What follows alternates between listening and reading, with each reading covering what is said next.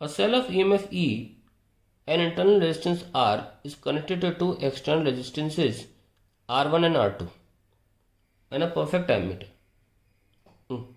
The current in the circuit is measured in four different situations. पहली, without any external resistance in the circuit. बना लेते हैं चारों situation.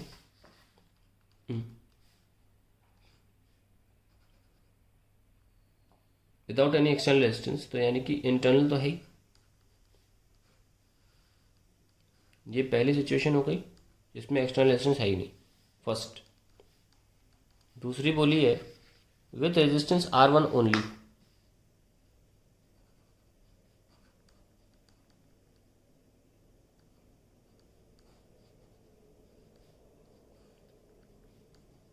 ये R1 आ गया.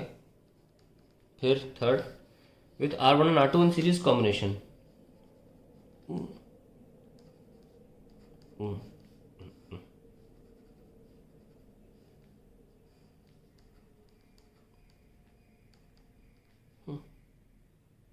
और लास्ट ऑप्शन है with R1 R2 in parallel combination.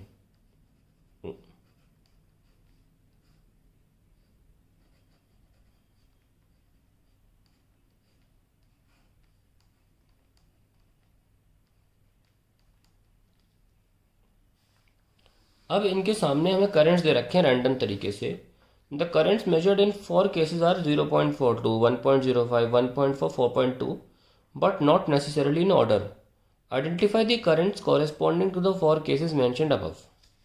ठीक है, तो रैंडम में है 0.42 एम्पियर फर्स्ट, सेकंड है 1.05 एम्पियर, थर्ड है 1.4 एम्पियर एंड फोर्थ है 4.2 एम्पियर.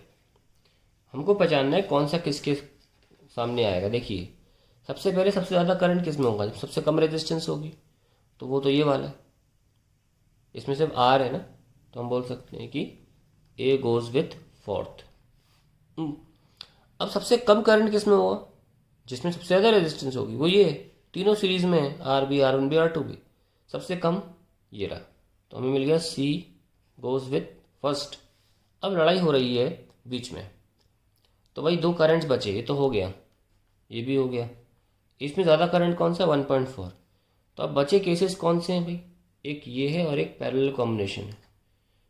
तो इनमें से कम रेजिस्टेंस किसकी होगी, R प्लस R1 की कि R plus R1 parallel R2 की. ये ध्यान रखिए, पैरेलल कॉम्बिनेशन यानी कि R1 पैरेलल R2 हमेशा लेस रहेगा R1 से भी और R2 से भी, इंडिविजुअली से भी लेस रहता है. इसका मतलब सबसे कम रेजिस्टेंस इन दोनों में D की है, तो D के पास जाएगा थर्ड ऑप्शन और रिमेनिंग ऑप्शन जाएगा that is B. It will go with second. That is the answer to the question. अब इसका और पार्ट कर लेते हैं.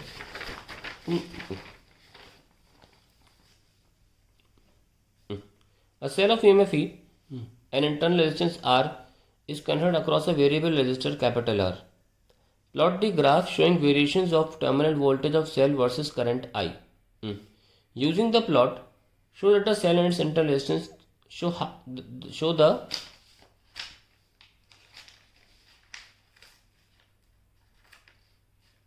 EMF of the cell and internal resistance can be determined.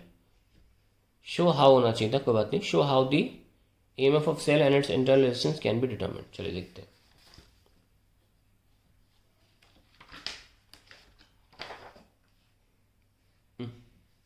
और पार्ट 27 का इसमें बोला है कि EMF सेल की है, सर्किट बना लो पहले. E internal resistance R,